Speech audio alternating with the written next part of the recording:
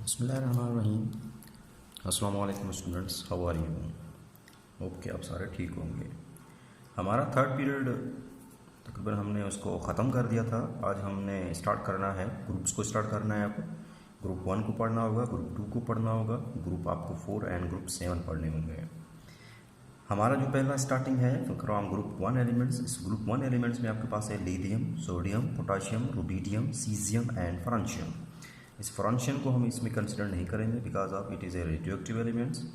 ये radioactive element है जिसकी बिना पे हम इसको कंसिडर नहीं करते। हम तकरीबन इन 4 को पढ़ेंगे, सॉरी 1 2 5 को पढ़ेंगे, ठीक है। So lithium, sodium, potassium, rubidium, caesium, इनको हम पढ़ेंगे। अगर इनकी इलेक्ट्रॉनिक कॉन्फिगरेशन देखा जाए, अगर इसको हम पीरियड्स में देखें तो कौन से पीरियड में है? लिथियम सेकंड पीरियड में मौजूद होता है, सोडियम थर्ड पीरियड में होता है, पोटाशियम फोर्थ में है, रुबिडियम फिफ्थ में है एंड सीजियम सिक्स पीरियड में है। अगर इनकी इलेक्ट्रॉनिक कॉन्फिगरेशन देखी जाए, क्योंकि ये फर्स्ट ग्रुप के नाम से पता है, नाम इसका मतलब ये है कि इसके जो एक इलेक्ट्रॉन जो होता है वो किस में आता है? S1 ऑर्बिटल्स में आता है। n is the group period number, ठीक है ना, पीरियड। अगर n है तो सेकंड पीरियड है, तो इसका मतलब है n की वैल्यू क्या होगी? यहाँ पे 2 हो जाएगी और s हो जाएगा और इसका प्रमोशन में क्या आएगा? एक इलेक्ट्रॉन आएगा। इधर आपके पास थर्ड पीरियड है तो n की वैल्यू क्या हो जाएगी? 3 हो जाएगी, तो ये क्या हो जाएगा? 3s1। इसी तरह 4s1, next 5s1, next 6s1। इसका मतलब है कि अगर इसका देखा जाए तो इसके आउटरमोस्ट शेल जो है, इसका जो एक इलेक्ट्रॉन है that is comes into the S1 orbitals. वो किस में आ रहा होता है? S1 ऑर्बिटल्स में आता है, जिसकी बिना पे हम कहते हैं कि ये क्या है? S orbitals, sorry group 1 elements हैं। ग्रुप 1 एलिमेंट्स में सो फर्स्ट ऑफ ऑल हम इसका जो है एटॉमिक रेडियाई को स्टडी करते हैं। याद होगा हमारा पहला जो होता है ट्रेंड होता है वो एटॉमिक रेडियाई का ट्रेंड्स देखते हैं। इनका एटॉमिक रेडियाई का ट्रेंड कैसा है? अगर आप डाउन द ग्रुप, क्योंकि ग्रुप में आ रहे हैं लिथियम, लिथियम के बाद आपके पास कौन सा आता है? सोडियम, सोडियम के बाद पोटाशियम, पोटाशियम के बाद रुबिडियम, सीजियम आता है। डाउन द ग्रुप आएंगे तो इनका जो साइज है दैट इज इंक्रीज। साइज क्या कर रहा है? इनका इंक्रीज कर रहा है। जब साइज इंक्रीज कर रहा है, क्यों इंक्रीज कर रहा है? Due to the addition of extra shell, due to the addition of extra shell. क्यों बढ़ रहा है? क्योंकि एक्स्ट्रा शेल क्या कर रहे हैं? बढ़ रहे हैं। अगर आप इसमें देखेंगे तो एक शेल, फिर दूसरा शेल, तीसरा शेल, चौथा, पांचवा शेल, इस तरह ये शेल क्या कर रहे हैं? इंक्रीज कर रहे हैं। जब शेल इंक्रीज करेंगे तो इट मीन्स के साइज इसका क्या करेगा? एटम का जो साइज है वो इंक्रीज करेगा। एटॉमिक साइज क्या करता है? इंक्रीज करता है। इसका मतलब है एटॉमिक रेडियाई भी क्या करेगी? Down the group increase. So atomic radii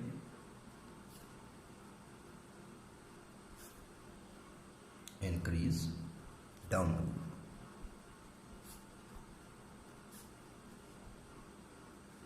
group में नीचे आते हुए इनकी एटॉमिक रेडियस क्या करती है? बढ़ती है। फिर अगर इसका देखा जाए एटॉमिक रेडियस मीन्स कि इसकी इंक्रीज कर रही है। ट्रेंड नेक्स्ट आपके पास आता है ट्रेंड्स इन फर्स्ट आयनाइजेशन। ये था एटॉमिक रेडियस। नेक्स्ट इसका जो ट्रेंड्स आता है trend in first ionisation energy. First ionisation energy में इसका क्या ट्रेंड है? क्योंकि यू नो वेल कि इसके आउटर शेल में एक ही इलेक्ट्रॉन है, ये अपना इलेक्ट्रॉन एक लूज कर सकता है, मीन्स कि अपना गैशियस में से आप गैशियस आइंस बना के कैटायन बना सकता है। लेट सपोज आपके पास एक एक्स है, ये गैशियस एटम है, इसमें से एक इलेक्ट्रॉन क्या होगा? लूज होगा एंड देन एक गैशियस जो है ना वो कैटायन बनाएगा या गैशियम आयन बनाएगा, गैशियस आयन बनाएगा। तो क्या पॉजिटिव प्लस 1 इलेक्ट्रॉन इसमें से क्या हो गया? रिमूव हो गया। तो अपना एक ही इलेक्ट्रॉन है वो आसानी से रिमूव करता है। तो फर्स्ट आयनाइजेशन एनर्जी इसकी क्या होती है? कदर ज़्यादा होती है, लेकिन मीन्स कि अगर बाकियों के अगर पीरियड्स में देखा जाए तो इसकी क्या होती है? आयनाइजेशन एनर्जी कम होगी। अगर आप पीरियड्स में जाएंगे तो राइट टू लेफ्ट जाएंगे तो ज़ाहिर है आयनाइजेशन एनर्जी क्या करती है? इंक्रीज करती है। लेकिन डाउन द ग्रुप अगर देखें तो जितना आसानी इलेक्ट्रॉन निकलता है, क्योंकि डाउन द ग्रुप साइज बढ़ता है। साइज बढ़ने की वजह से इलेक्ट्रॉन का जो आउटर इलेक्ट्रॉन का और न्यूक्लियस का जो डिस्टेंस है वो भी क्या कर रहा होता है? इंक्रीज करता है। Down the group the distance of NS1 electron increase, ठीक है। NS1 इलेक्ट्रॉन का जो डिस्टेंस है वो क्या करता है? इंक्रीज करता है। डाउन द ग्रुप न्यूक्लियस और NS1 के दरमियान में जो इलेक्ट्रॉन का जो डिस्टेंस होता है वो क्या कर रहा होता है? इंक्रीज कर रहा होता है। इसकी बिना पे हम आसानी से इलेक्ट्रॉन को क्या कर सकते हैं? रिमूव कर सकते हैं। दैट्स वाई जो इसकी जो फर्स्ट आयनाइजेशन एनर्जी होती है वो क्या करती है? डिक्रीज करती है। जितना आसानी से करेंगे आयनाइजेशन एनर्जी उतनी कम लगेगी। आपने इलेक्ट्रॉन को निकालना है, कम एनर्जी देनी पड़ेगी। तो ionisation energy first ionisation energy क्या करती है? डिक्रीज करती है down the group. Down the group ये क्या करती है, डिक्रीज करती है। फर्स्ट एनर्जी क्या कर रही है, डिक्रीज कर रही है। क्यों, साइज बढ़ रहा है, साइज बढ़ने से क्या हो रहा है, दूसरा NS1 का जो इसके जो आउटरमोस्ट में इलेक्ट्रॉन है उसके न्यूक्लियस और इन दोनों के दरमियान में जो आउटर इलेक्ट्रॉन है उसके दरमियान में डिस्टेंस इंक्रीज कर रहा है। डिस्टेंस इंक्रीज कर रहा है, इसका मतलब है कि न्यूक्लियस का जो पुल है आउटर इलेक्ट्रॉन्स पे वो क्या हो रहा है, अब कम होता जा रहा है। जब न्यूक्लियस का पुल कम होता जा रहा है जिसकी बिना पे उसकी एनर्जी जो है फर्स्ट एनर्जी वो क्या कर रही है, डिक्रीज कर रही है। लेकिन अगर सेकेंड एनर्जी देखी जाए तो सेकंड एनर्जी क्या हो जाती है, हाईएस्ट है, बहुत ज़्यादा है। क्यों, अब एक इलेक्ट्रॉन निकाल दिया, अब आपके पास बाकी जो शेल बचेगा उसमें 8 इलेक्ट्रॉन, ऑक्टेट कंप्लीट है। और ये किसकी इलेक्ट्रॉन कॉम्बिनेशन होती है, they attain the electron combination of the noble gases. Means के इसमें से पॉजिटिव में से इलेक्ट्रॉन निकालना very difficult because it attain the electron combination of noble gases. ये किसकी इलेक्ट्रॉन कॉम्बिनेशन को अटेन कर लेता है, नोबल गैसेस, दैट्स वाई ये बहुत मुश्किल है। नेक्स्ट आगे आएगा आपके पास ट्रेंड्स इन आयनोसिटी के बाद ट्रेंड्स इन इलेक्ट्रोनेगेटिविटी। तीसरा पॉइंट इसका है trends in electronegativity.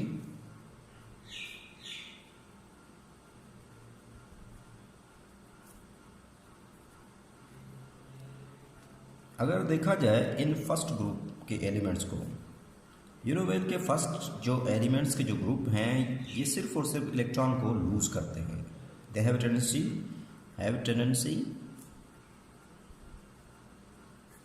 Tendency to lose the electron.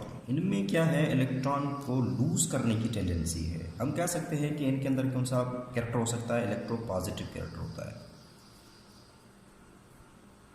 Electropositive character means and electron को अट्रैक्ट करने, क्योंकि इलेक्ट्रोनेगेटिविटी क्या है, इलेक्ट्रॉन अट्रैक्ट करने की सलाहियत है। तो इलेक्ट्रॉन अट्रैक्ट करने की जो सलाहियत है वो इनमें क्या है, बहुत ही कम है। एंड देन हम कह सकते हैं कि जो कम होने की वजह से इनकी जो इलेक्ट्रोनेगेटिविटी है डाउन द ग्रुप क्या करती है, डिक्रीज करती है। लेकिन electropositive character down the group क्या करता है, इंक्रीज करता है। So electronegativity decrease down the group.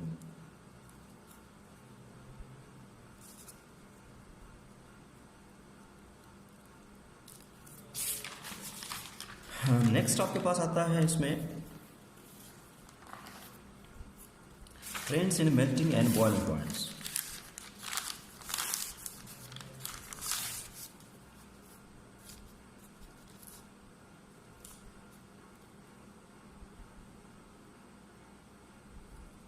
Trends in melting and boiling points.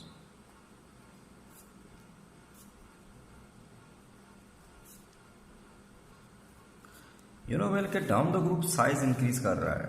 अगर फॉर एग्जांपल एक इसमें पहले में 2 इलेक्ट्रॉन हैं, फिर लेट सपोज इसमें 8 इलेक्ट्रॉन आते हैं, सोडियम का बना लेते हैं, और फिर 1 इलेक्ट्रॉन है। फिर अब जब डाउन आगे पोटाशियम आते हैं तो फिर पहले में 2, फिर दूसरे में इस तरह के 8 आते हैं, फिर 8 आते हैं, फिर एक में इलेक्ट्रॉन 1 आता है। देखिए साइज बढ़ रहा है, लेकिन ये तो बॉन्डिंग इलेक्ट्रॉन है। जो आउटरमोस्ट शेल है ये कौन सा इलेक्ट्रॉन है, बॉन्डिंग इलेक्ट्रॉन। ये भी आपके पास क्या है, बॉन्ड बनाता है। लेकिन ये वाले जो अंदर वाले हैं electron, these are non bonding electron. अंदर वाले शेल्स हैं, these are the non bonding electron. तो नॉन बॉन्डिंग इलेक्ट्रॉन के दरमियान में रिपल्शन वो भी क्या कर रही है, इंक्रीज कर रही है। फिर एक और शेल आएगा, नॉन बॉन्डिंग शेल बढ़ेंगे। नॉन बॉन्डिंग शेल बढ़ने की वजह से नॉन बॉन्डिंग इलेक्ट्रॉन्स हैं इनमें क्या आती है, रिपल्शन बढ़ती है। तो जब नॉन बॉन्डिंग इलेक्ट्रॉन में रिपल्शन बढ़ेगी तो melting point and boiling point क्या करेगी, डिक्रीज करेगी। तो इनकी जो melting point and boiling point जो होती है डिक्रीज करती है। किस वजह से करती है, due to the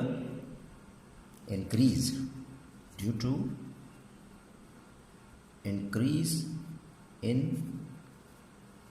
repulsion of non-bonding electrons। non-bonding electrons के दरमियान में रिपल्शन क्या करती है, इंक्रीज करती है, जिसकी बिना पे इनकी melting and point boiling point जो होती है वो क्या करती है, ग्रुप में हम कह सकते हैं ग्रुप में मीन्स के डाउन द ग्रुप क्या करती है, डिक्रीज करती है। नेक्स्ट इसका आता है आपके पास ट्रेंड्स इन डेंसिटी।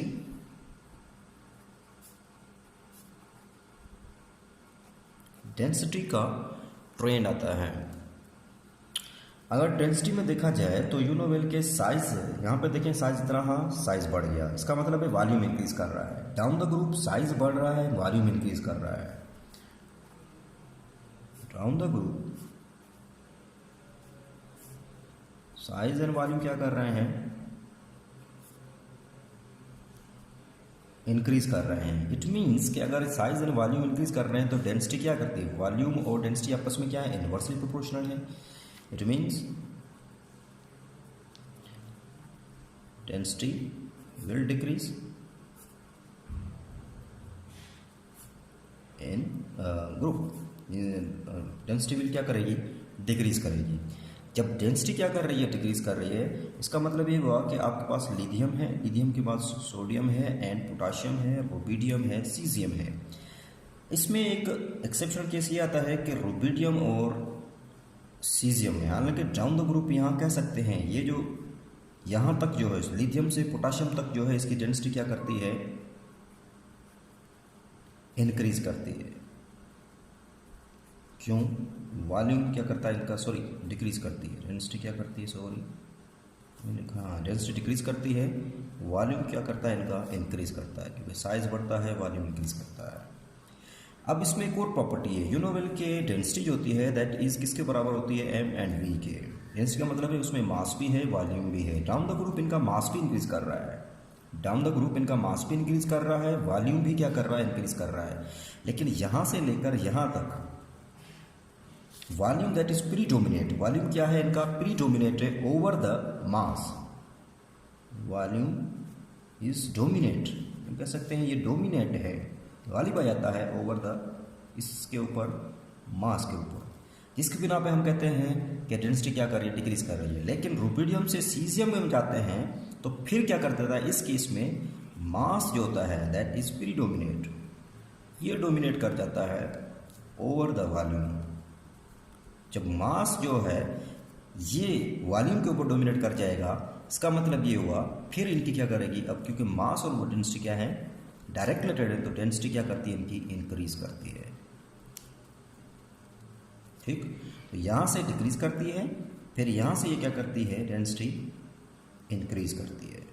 क्यों इंक्रीज करती है, because mass predominate over the volume. यहाँ पे मास जो होता है, नीचे आते हैं तो मास डोमिनेट हो जाता है इसके ऊपर, वॉल्यूम के ऊपर, जिसकी बिना पे हम कहते हैं उसकी डेंसिटी क्या करती है, इंक्रीज करती है। लेकिन यहाँ पे क्या होता है, वॉल्यूम लिथियम से लेकर पोटाशियम तक जो होता है, वॉल्यूम जो होता है वो डोमिनेट कर जाता है ओवर टू द मास, जिसकी बिना पे हम कहते हैं कि उसकी जो डेंसिटी है वो क्या करती है, डिक्रीज करती है। जो lithium sodium and potassium these are lighter than water, lithium sodium potassium ये क्या है, लाइटर हैं देन वाटर, वाटर से क्या है, हल्के हैं। Even they float on the water, ये क्या करते हैं, वाटर के ऊपर फ्लोट करते हैं, हल्के हैं, क्योंकि उनकी डेंसिटी क्या होती है, डिक्रीज है, और पानी से कम होने की वजह से ये क्या करते हैं, फ्लोट करते हैं ओवर द वाटर। ये था ट्रेंड्स इन डेंसिटी में। नेक्स्ट आपके पास जो आता है वो आता है trends in reactivity with water, trends in reactivity with water, trends in reactivity with water, reactivity with water.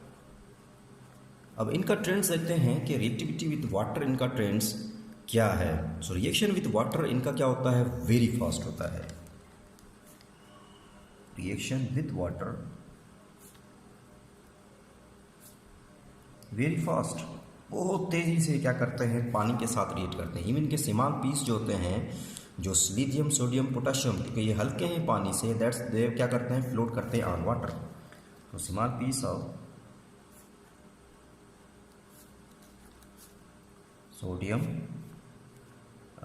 Small piece of sorry lithium sodium and potassium floats on water, ये क्या करते हैं, वाटर के ऊपर फ्लोट करते हैं। और ये जो रिएक्ट करते हैं, दिस रिएक्शन, ये जो रिएक्शन है ये कौन सा है आपके पास, हाईली एक्सोथर्मिक रिएक्शन है। This reaction is highly exothermic reaction, ये वाला जो रिएक्शन है, this reaction is highly exothermic reaction, क्योंकि इस दौरान हीट बहुत ज़्यादा रिलीज होती है, और इतनी ज़्यादा रिलीज होती है, इवन जब आप डाउन आते हो बहुत ज़्यादा रिलीज होने की वजह से जो हाइड्रोजन के दौरान जो रिलीज होती है, जब इनके रिएक्शन होता है वाटर के साथ, उस दौरान हाइड्रोजन रिलीज होती है, इवन उसको भी बर्न कर देते हैं, उसको भी जला देते हैं। तो यहाँ पे इसका मतलब है कि ये सोडियम हो गया, जब ये रिएक्ट करता है किसके साथ, वाटर के साथ रिएक्ट करेगा, तो आपके पास क्या आएगा, sodium hydroxide plus hydrogen gas क्या होगी इस दौरान इवॉल्व होती है, और डेल्टा एच जो होता है वो इनका क्या होता है, नेगेटिव होता है। इसी तरह पोटाशियम जो है दैट रिएक्ट विथ वाटर, ये क्या करेगा, वाटर के साथ रिएक्ट करेगा तो क्या बनाएगा, KOH प्लस H2 बनाएगा। KOH प्लस H2 यहाँ से क्या होगी, रिलीज होगी। इसको बैलेंस कर लीजिए इक्वेशन को। यहाँ पे ऑक्सीजन कितनी है, 1 है, लेकिन हाइड्रोजन यहाँ पे कितनी है, 2 है। 3 हाइड्रोजन, इसको 2 कर दीजिए तो आपके पास क्या हो जाएंगी, 4 हाइड्रोजन हो जाएंगी। यहाँ पे 2 कर दें तो आपके पास 4 हाइड्रोजन है, ऑक्सीजन 2 हो गई। यहाँ पे पोटाशियम 2 है तो यहाँ पे इसके 2K कर दें। इट मीन्स कि इनका जो जनरल रिएक्शंस देखा जाए तो ये क्या करते हैं, इनका मीन्स कि M इज़ द मेटल है। जब ये वाटर के साथ रिएक्ट करते हैं तो क्या बनाते हैं, MOH hydroxide plus hydrogen gas क्या होती है, इनकी रिलीज होती है। हाइड्रोजन गैस क्या होती है, इनकी रिलीज होती है। इनका ये जनरल रिएक्शन है।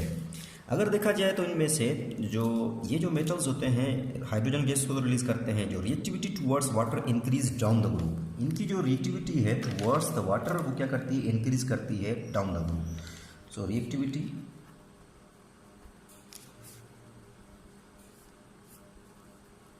towards the water